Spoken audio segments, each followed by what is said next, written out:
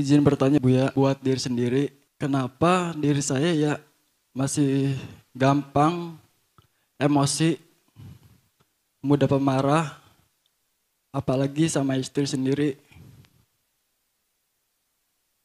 Pernah juga masalah kecil malah menjadi besar. Mohon jawabannya Bu ya. Terima kasih. Assalamualaikum warahmatullahi wabarakatuh. Waalaikumsalam. Anda berani bertanya semacam ini, berarti pada dasar diri Anda ada nilai kebaikan. Sehingga yang menjadikan Anda semacam itu bukan dari kekotoran hati.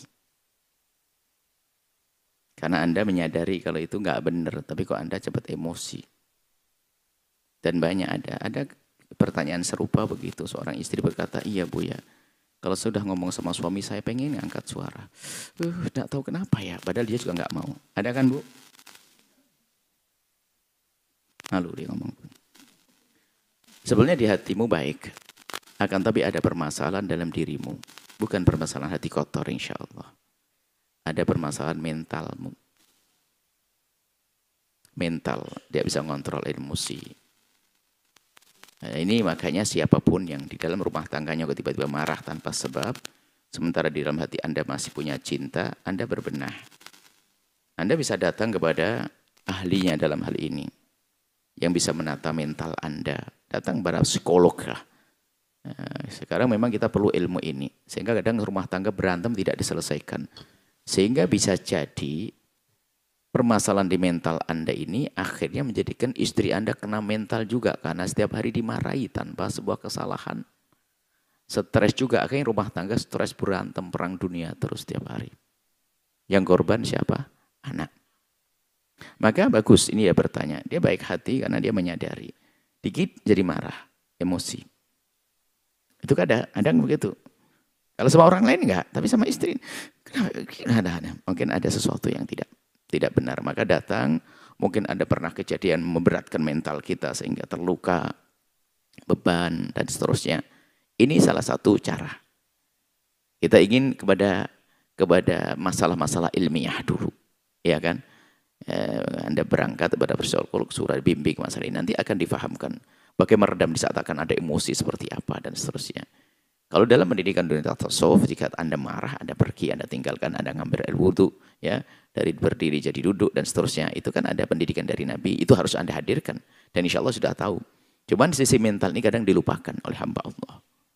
Ada suami istri, Masya Allah, berantem terus. Berantem, anaknya 9, 10, banyak. Anak beranak, hamil lagi, hamil lagi. Kau hidup nggak begitu, ya hamba Allah. Hidup indah. Jadi bukan karena kebencian sebetulnya. Sebab suruh cerai juga nggak bisa. Tapi bagaimana dia mencintai istrinya, dia memukul istrinya. Nggak masuk akal. Pasti ada yang nggak beres di otaknya, di mentalnya. Bukan berarti Anda gila ya. Bukan, saya tidak mengatakan Anda gila. Dan semua orang itu punya problem. Kadang problem itu melukai mentalnya.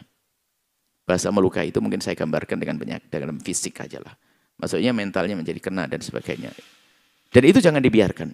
Maka tolonglah Anda. Kadang-kadang orang berpendidikan pun diajak bicara tentang psikologi, katanya dipikir anak saya gila. Kadang-kadang seorang dokter dia S3, anaknya itu dia mau dibawa ke psikolog marah-marah. Jangan dibawa ke psikolog, anak saya gila. Anda ini berpendidikan tinggi kok tambah bebel ini. Memang dibawa ke psikolog harus orang gila? Anda harus paham. Memang, ilmu ini adalah sisi yang sering dilupakan. Kalau ada santri, ada anak bandel dan sebagainya. Jangan dikatakan anak nakal, enggak, ada permasalahan. Ada sesuatu. Ini harus kita beresi ini, maka Anda datang pada psikolog.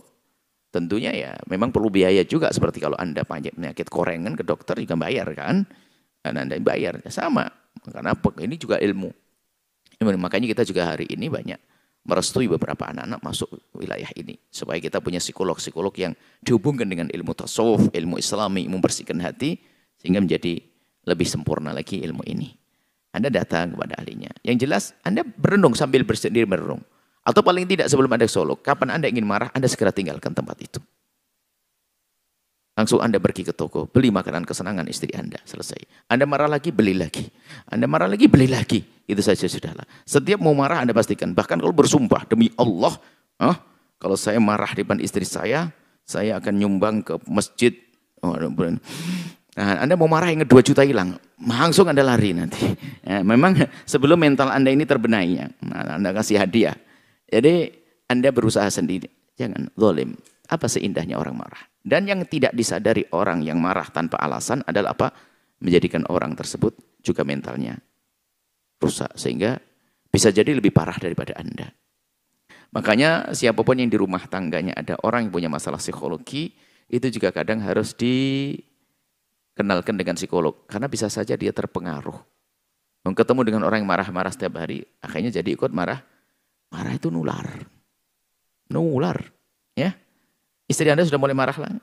Belum? Nah, Masya Allah. Insya Allah Anda baik. Dia baik hati. Bukan karena kotor hati. Jadi jangan dianggap orang yang suka marah-marah itu kotor hati, tidak. Tapi mentalnya. Di dalam diri kita ada jasad kita. Kalau sakit harus obati. Dan berarti ada mental kita yang harus kita benahi. Kemudian ada lagi adalah urusan hati yang kotor harus dibersihkan. Wallahu a'lam bishawab.